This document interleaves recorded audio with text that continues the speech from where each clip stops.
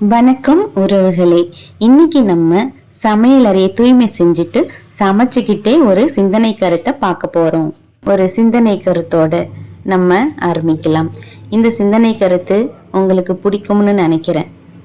இது என்ன சிந்தனை கருத்து அப்படின்னு பார்த்தீங்க அப்படின்னு சொன்னா, போற்றுவார் போற்றுவார்கள், தூற்றுவார் தூற்றுவார்கள்.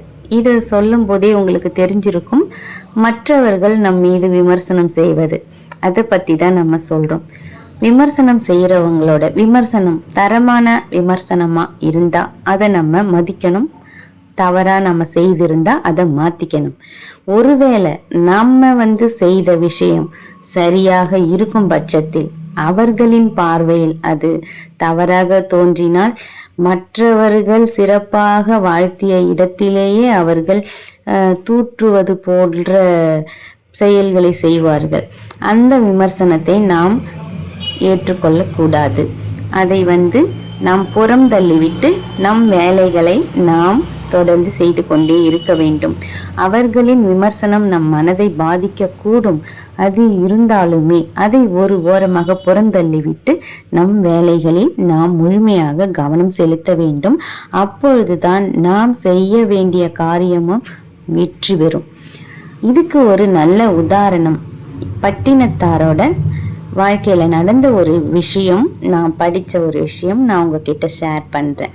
பட்டினத்தாரை பற்றி உங்களுக்கு எல்லாருக்கும் நல்லா தெரிஞ்சிருக்கும். முற்றும் துறந்த துறவி, பெரிய சொத்துக்களுக்கு அதிபதியா இருந்தாலுமே அதையெல்லாம் வேண்டாம்னு உதறி தள்ளிட்டு இருந்த ஒரு துறவி. அப்படிப்பட்ட துறவியையே தூற்றிய பெண்களும் இருக்கிறார்கள்.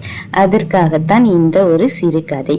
பட்டினத்தார் நெடுந்தூரம் நடந்து களைத்த பிறகு ஒரு வயல்வெளியில் வரப்பின் மீது தலை வைத்து படுத்து கொண்டிருக்கிறார். அப்பொழுது 2 பெண்கள் அந்த வழியாக வருகிறார்கள்.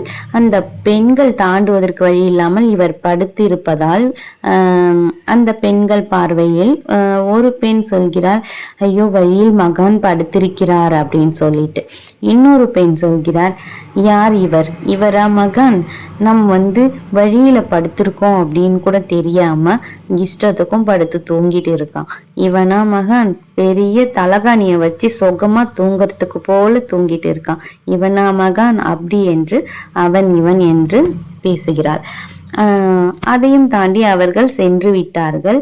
இதை காதில் வாங்கிய பட்டினத்தார் மனம் வருந்தி வரப்பின் மீது தலையை எடுத்துவிட்டு பக்கத்தில் அருகில் படுத்திருக்கிறார்.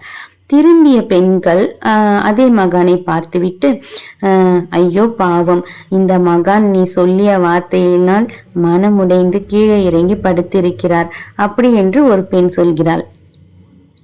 அந்த விமர்சனம் செய்த பெண்ணோ கொஞ்சம் கூட வருந்தாமல், இவரா மகான்?